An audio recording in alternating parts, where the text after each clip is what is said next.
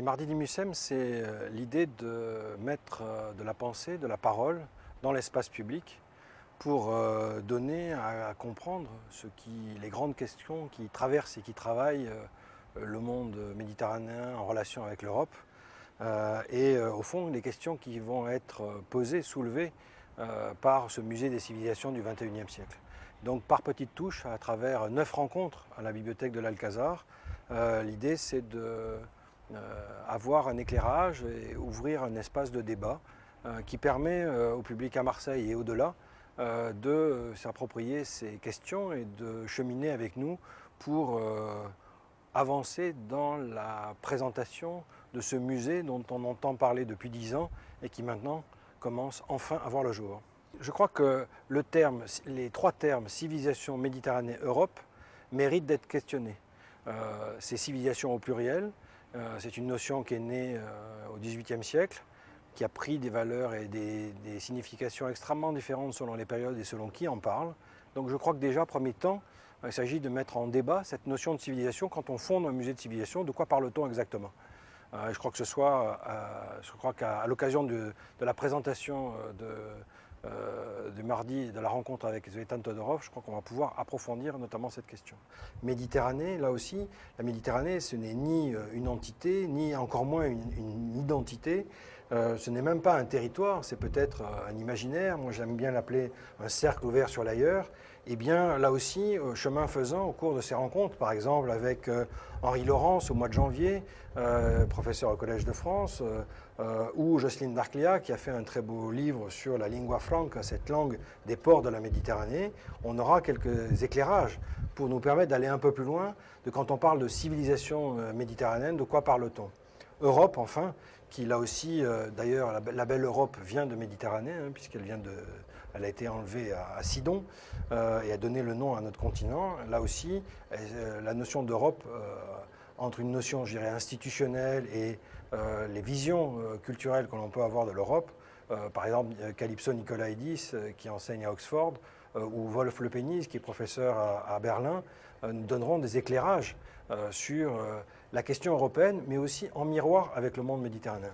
Donc c'est comme ça que par petites facettes, par petites touches, les Mardis du Mucem vont enrichir la réflexion et le projet de ce musée et vont permettre au public de découvrir les grandes questions qui vont être présentées dans le cadre de ce musée. J'ai fait le choix des intervenants à partir de je dirais, de leurs compétences sur les différents sujets et à partir de leurs livres. Predrag Matvejevic qui a écrit Le Bréviaire méditerranéen, qui est peut-être avec le livre de Fernand Braudel, la fameuse thèse de Fernand Braudel sur la Méditerranée et le monde méditerranéen au temps de Philippe II. Le Bréviaire méditerranéen est traduit en 25 langues et donc c'est un livre extrêmement connu. Donc c'est en fonction des thématiques et puis des connaissances de ces intellectuels, de ces intervenants, de ces chercheurs que je pouvais avoir, que je les ai sollicités et que je dois dire que je n'ai essuyé aucune réponse négative. Tout le monde était très content de venir à Marseille parler du projet de ce musée qui est en train de se bâtir. Au fond, chacun ayant dans l'idée d'apporter sa petite pierre à l'édifice. Ça fait déjà 10 ans qu'on entend parler du Mucem à Marseille et au-delà. On a envie de savoir un peu plus de ce qu'il y aura dedans.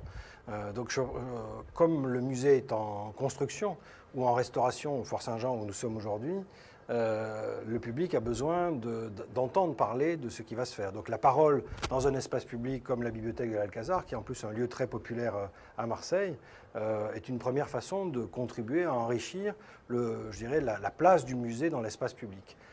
Enfin, à partir des regards de ces spécialistes, de ces chercheurs, ils vont évidemment nourrir la réflexion d'un musée de civilisation du XXIe siècle.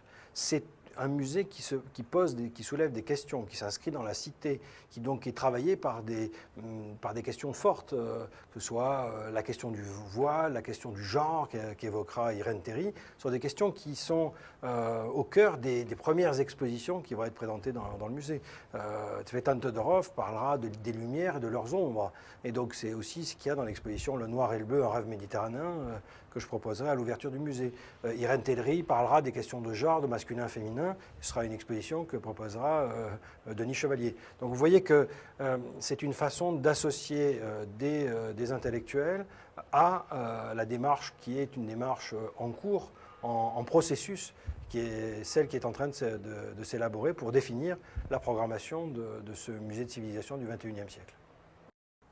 Il faudrait d'abord se dire qu'un musée n'est pas un lieu de préservation à l'identique du passé, mais un lieu où le passé est mis au service en interaction avec le présent.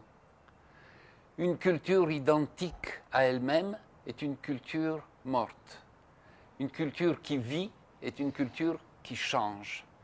Et le musée a pour fonction, notamment, de nous rappeler ce passé pour le mettre en circuit dans le présent. Et ceci, si possible, pas en le momifiant et en l'embaumant comme une chose à ne jamais toucher, mais au contraire en le problématisant. Parce que c'est de cette manière-là qu'on apprend le mieux, quand on voit les difficultés, les conflits, voire les errements. Nous sommes en Europe, face à la Méditerranée, donc notre passé, c'est le passé européen, le passé méditerranéen, c'est cela qui constitue notre trace, notre histoire. Donc forcément, c'est notre identité même qui sera mise en question et qui sera peut-être enrichie, voire améliorée grâce à la présence de ce musée.